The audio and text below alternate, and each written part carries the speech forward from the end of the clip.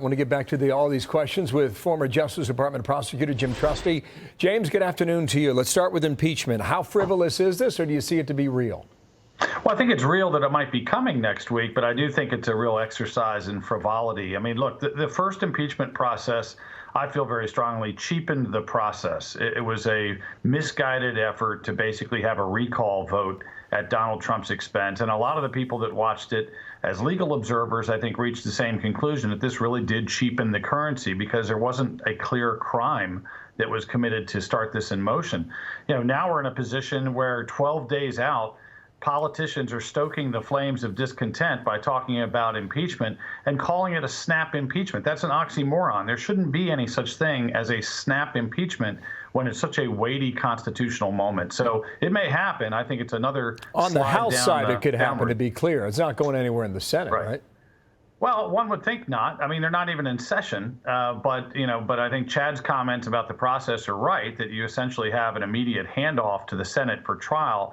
But the idea of rushing this together because there's anger about Donald Trump's comments or Donald Trump's reactions to the riot is just a terrible idea. It's not the stuff of impeachment. Yeah, a couple more things from DOJ. Do not expect charges of insurrection and from breaking and entering to vandalism to seditious conspiracy, which includes things like taking government property by force.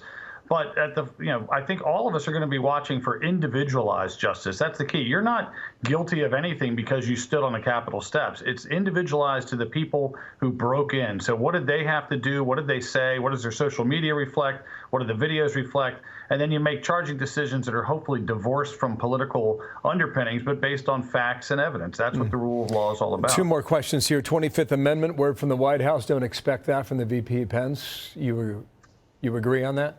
Right. Basic sanity check for Pence. I mean, the 25th Amendment is about incapacitation of the president. It's literally when the president's on an operating table or he's in a coma or there's some dramatic loss of consciousness that means the country has to be run by somebody else. It is not, as I think Dana Perino said the other night, it's not a recall vote or a European-style no confidence type proceeding. It's based on literal incapacitation, and we don't have that here, no matter what people think about Trump. Noted on that. Last point here, back to DOJ. No indication that Antifa was disguised or hiding among these rioters. If that plays out the way it does, what are you to make of that, Jim? Well, I mean, it's early. I mean, look, the bottom line is I think, Bill, you and I have talked about how I think Antifa is a little overdue for some RICO investigation by my former department here. I think there's a lot to look at there. Infiltration would not be a shock, but whether there is or isn't, I mean, the broader lesson is if you get caught up in actual mob criminal activity, not just protesting, but mob activity, you don't know the guy next to you. You don't know their intention. You don't know what crimes they might commit.